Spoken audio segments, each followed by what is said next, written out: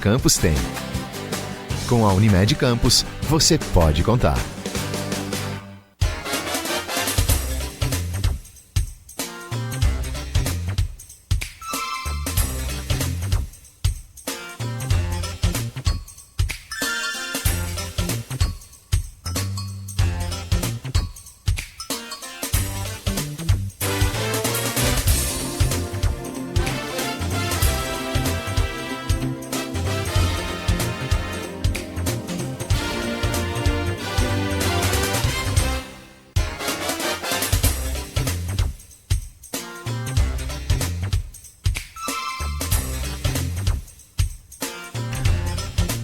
Oito horas, 2 minutos em Campos, voltamos com o Folha no Ar ao vivo aqui pela Folha FM, em 98,3 aí no seu rádio, estamos ao vivo também no Face, YouTube, Instagram, você pode acompanhar esse programa daqui a pouco em podcast, logo mais 17 horas reprise na Plena TV, né, ou a qualquer hora do dia também, você pode acompanhar aí pelas nossas redes sociais, todos os aplicativos que a gente falou aqui, YouTube, Face, Instagram, eles disponibilizam aí esse vídeo a todo instante. Falar em vídeo, eu só queria dar uma conferida aqui na cidade, como é que está agora amanhecendo aqui, se está chovendo, se não está. Deixa eu conferir aqui com as câmeras do Senzanet. Não, está nublado, tempo bem fechado, já choveu hoje, já choveu de madrugada, pela ponte da Lapa aqui, a gente consegue visualizar. Bom, pelo menos agora não está chovendo. Faz 21 graus, máxima para hoje é de 27. Mas a chuva deve permanecer, segundo o Instituto Nacional de Meteorologia. Voltamos com oferecimento de Coagro, Proteus, Unimed Campos, Laboratório Plínio Bacelar e Vacina Plínio Bacelar. Hoje com a Luiz Abreu Barbosa estamos conversando com a Lívia Amorim, estilista, ativista de Campos, ativista cultural de Campos e radicada na Espanha. Depois do primeiro do bloco eu já fiquei até sem vontade de conhecer a Espanha. Não só pelo bolso, mas... Meu caro Luiz, por favor, abre esse bloco aí, por gentileza. Não fique não, a Espanha sim. É maravilhosa. Maravilhosa. Tem coisas muito interessantes. Muito bom, muito bom. É um país belíssimo. Sim. Eu particularmente, se tivesse que recomendar alguém, recomendaria a Andaluzia, mas ali no sul. E o livro está certo, a Valência é uma província ao sudeste da Catalunha, tem a mesma uma variação da língua, né, que é o catalão valenciano. A Espanha é muito legal. Se você quiser o nordeste do Brasil, você vai a Múrcia e La Mancha, né? Tem umas coisas... a Galícia é muito perto de Portugal, é a parte celta da Espanha, né? Também tem um dialeto celta, tem um idioma basco, que é um... O idioma basco é um negócio... o idioma basco é o único idioma falado da Índia para a Europa que não tem nenhuma ramificação com nenhum outro idioma, né? Indo-europeu. O idioma basco é uma incógnita, até hoje não decifrada, como se fosse uma língua alienígena que apareceu ali e está ali até hoje. Mas, Lívia, para terminar o assunto Espanha e partir para a cultura, embora tudo seja cultura, e machismo também é cultura, estrutural, os casos específicos que renderam muita... Espanha e Brasil adoram futebol, né? São vitrines imensas, né? O caso do Daniel Alves, né? Mudou várias vezes o depoimento, um jogador, uma carreira brilhante como atleta, mas que, enfim, todo mundo é inocente, tem que se prova o contrário, mas as evidências pesam muito contra ele e está preso por isso. E o caso mais recente, no título da Espanha na Copa do Mundo Feminino de Futebol, o beijo que o presidente da Confederação Espanhola, Luís Rubiales, deu na jogadora Jenny Hermoso, que está rendendo muita polêmica. Como é que você vê isso e como é que a Espanha está vendo esses dois casos? Então, a Espanha levantou muito isso, né? Isso está muito na pauta. As pessoas estão falando muito, inclusive chegou para mim um cartaz aqui de uma manifestação que vai ser no centro de Barcelona, em defesa da Jenny. Vou falar de dois lugares, assim, né? Um lugar de ser mulher e um lugar de ser uma visita na Espanha, que é o que eu sou.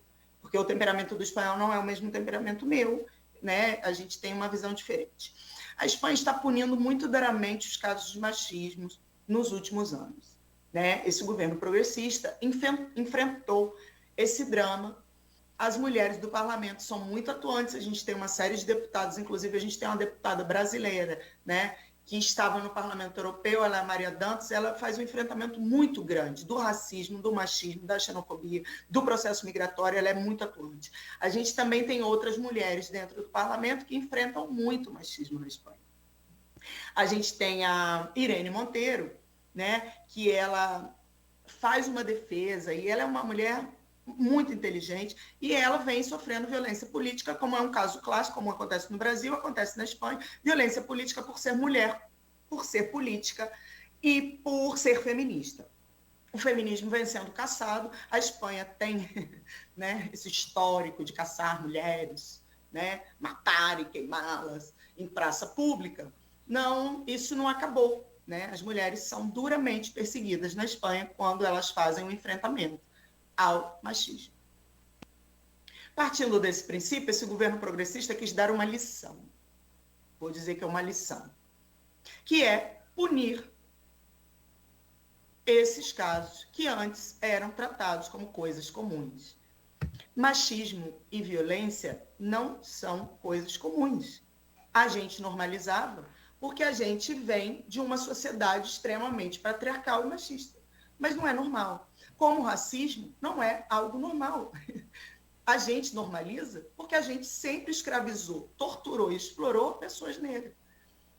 Só que o erro é da gente. O erro é do machista, né? A vítima não pode ter culpa nisso.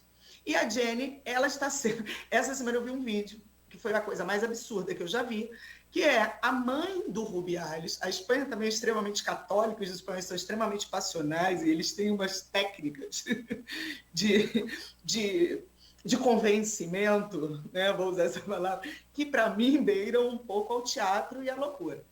A mãe está fazendo uma greve de fome. A mãe do senhor Rubiales. Tá?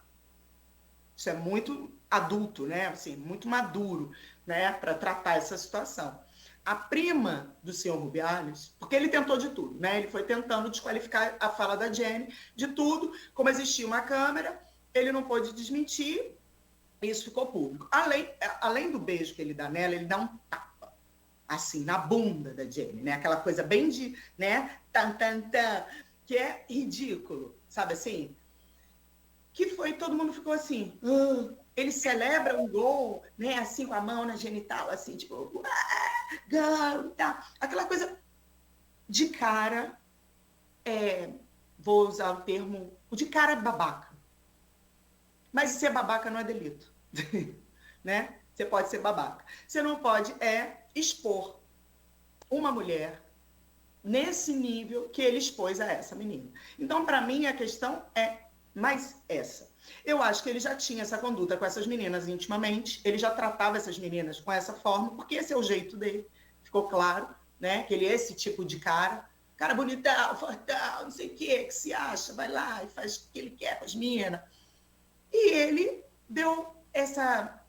Ele saltou isso no dia do êxito dessas meninas, né? No dia que elas estavam no protagonismo da história, ele rouba a cena, né? Como vaidoso que ele é, e mete um beijo na garota para dizer assim, olha, ela é a campeã do mundo, mas ela é minha, sabe assim? Tipo, fui eu que fiz essa gata, se não fosse eu, ela não estava aqui, né? Que é essa sensação que a gente tem, que é essa sensação de poder dele sobre as meninas, né?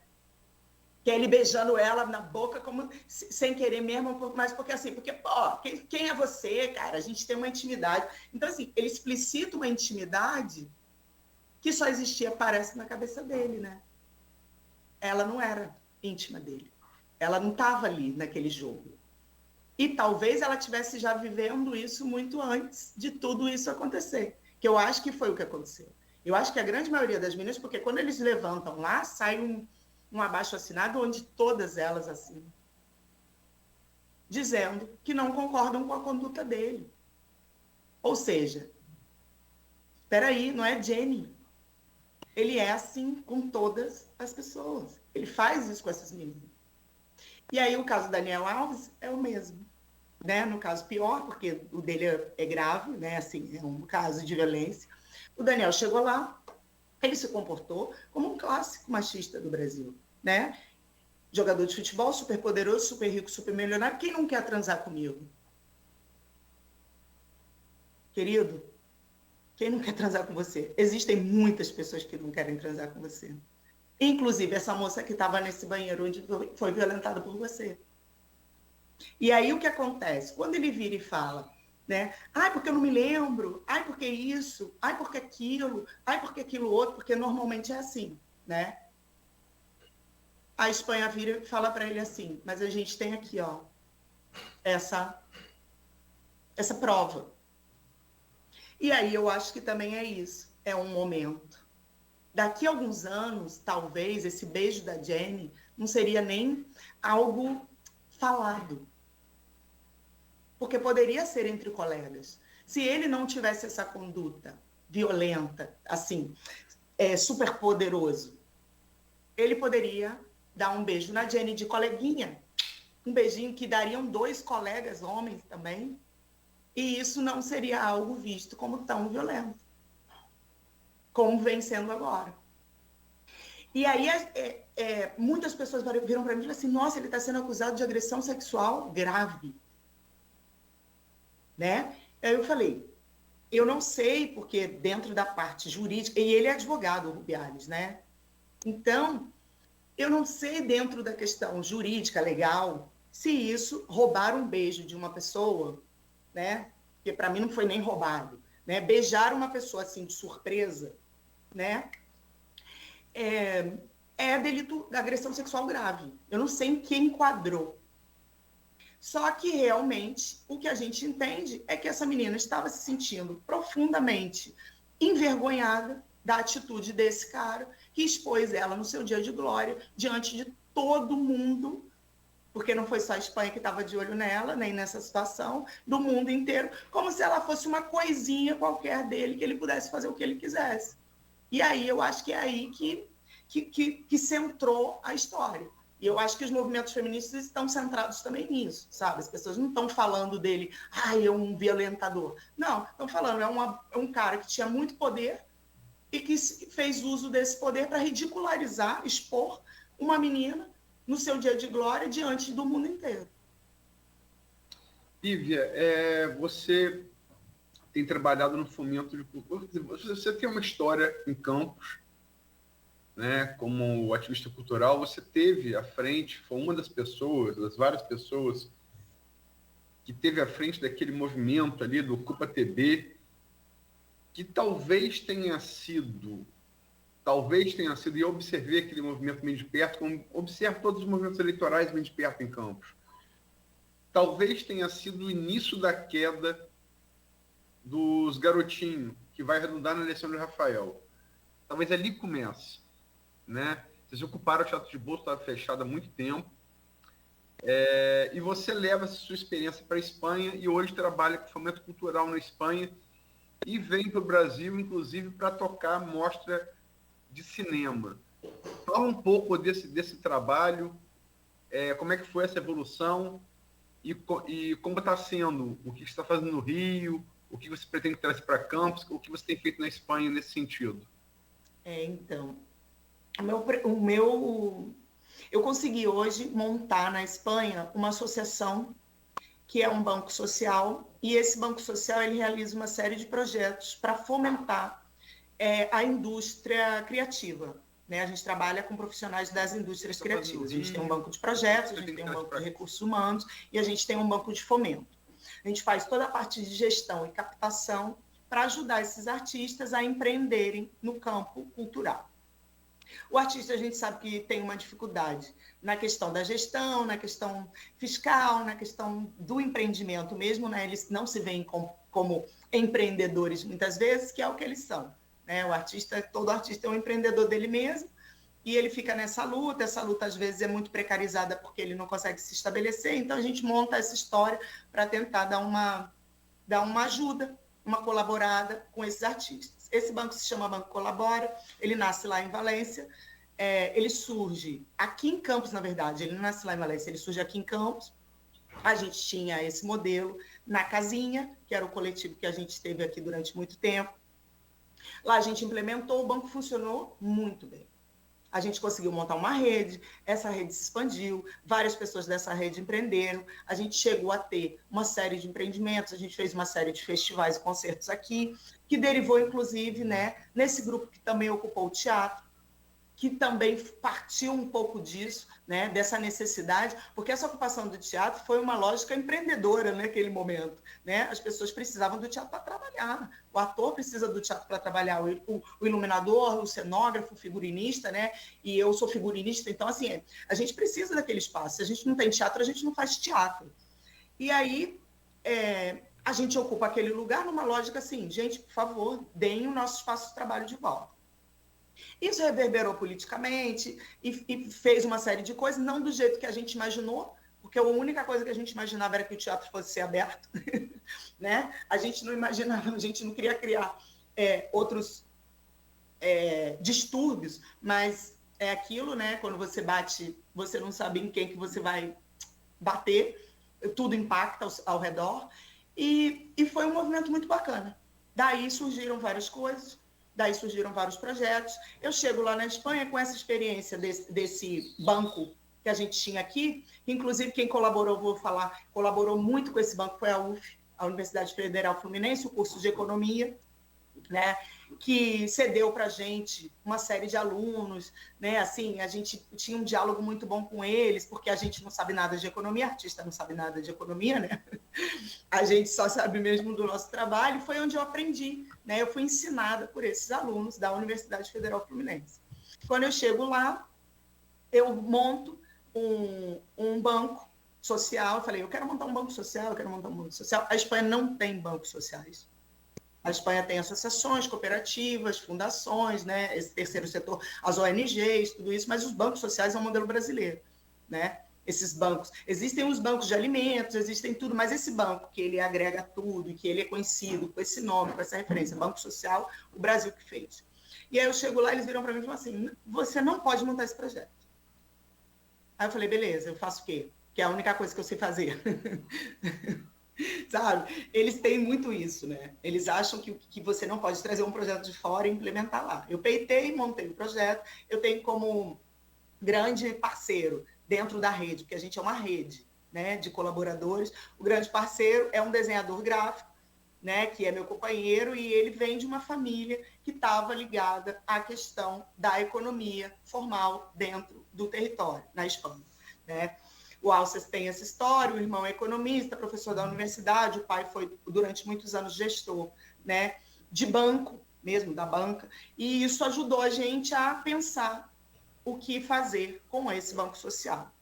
O Alces vinha também de projetos colaborativos, ele tinha um co-work, ele trabalhava com uma comunidade criativa, tudo isso foi ajudando. Eu me meti na Secretaria de Inovação lá da Espanha, eu fui selecionada num processo seletivo, a Secretaria começou a fomentar o nosso projeto, até que a gente chega no nosso primeiro projeto, assim, grande, né? A gente fez um festival numa cidade lá no ano passado, e a gente foi fazendo uma série de atividades que foram remunerando, e eu fui conseguindo viver desse banco lá na Espanha. Tanto eu quanto o Alces e parte de pessoas da rede, né?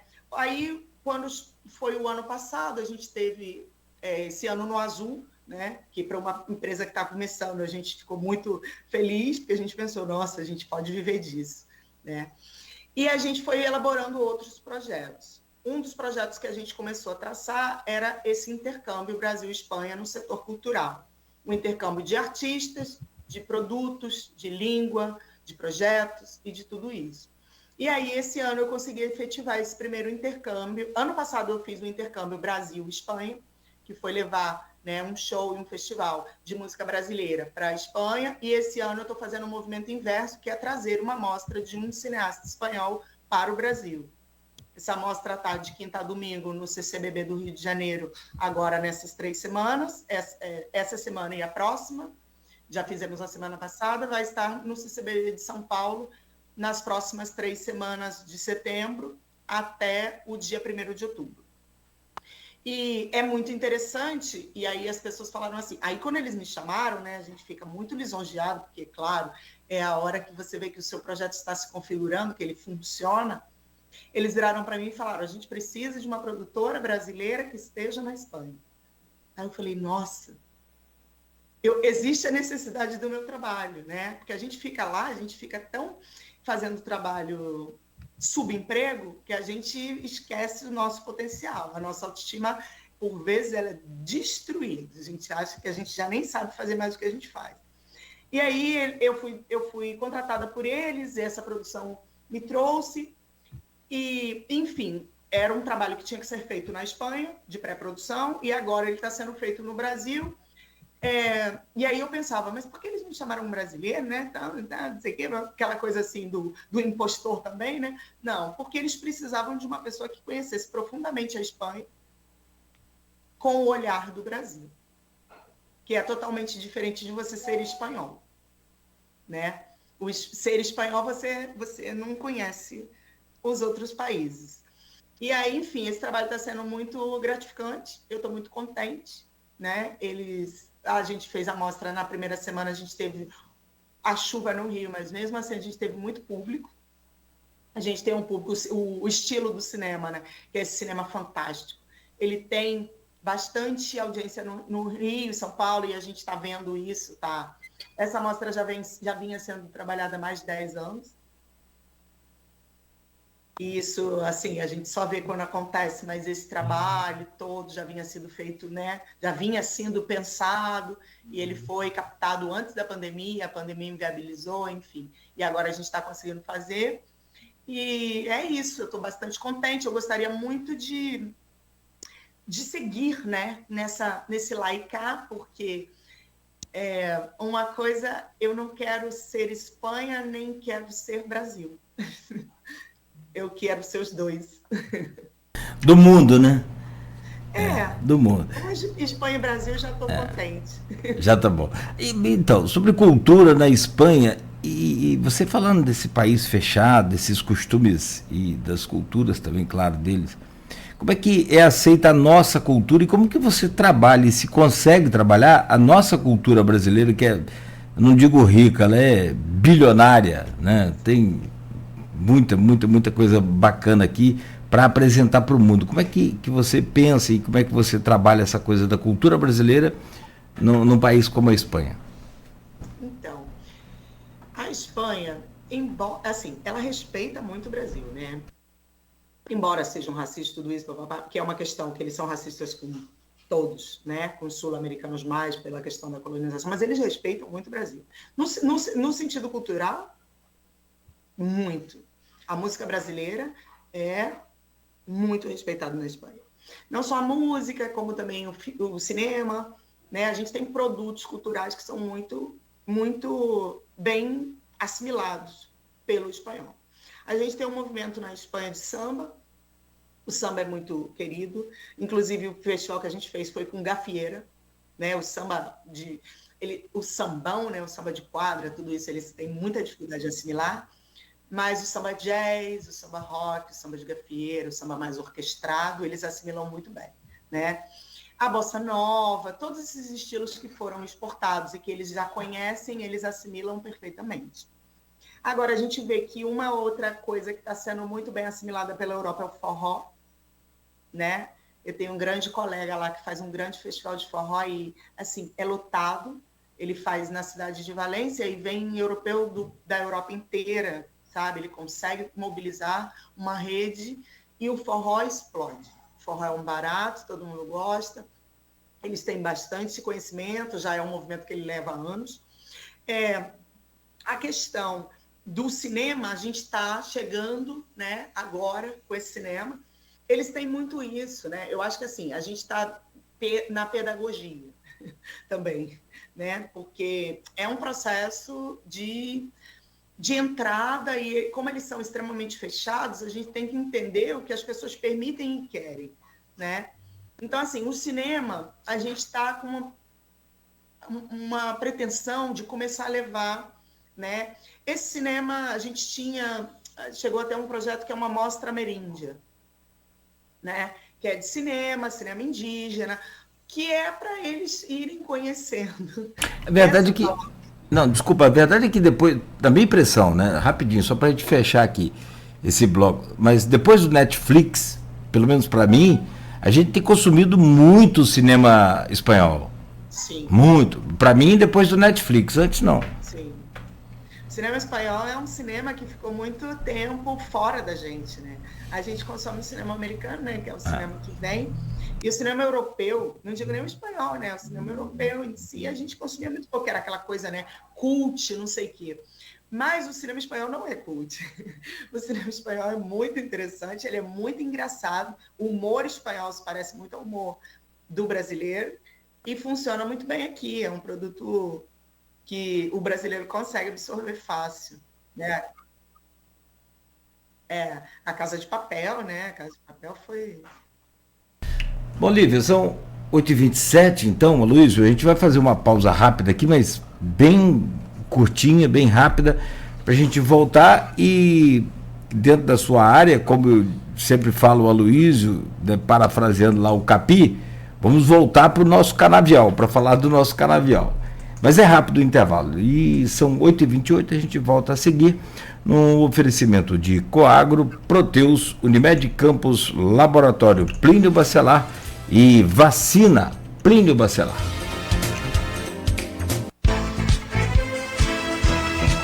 Toda a riqueza da cana-de-açúcar é transformada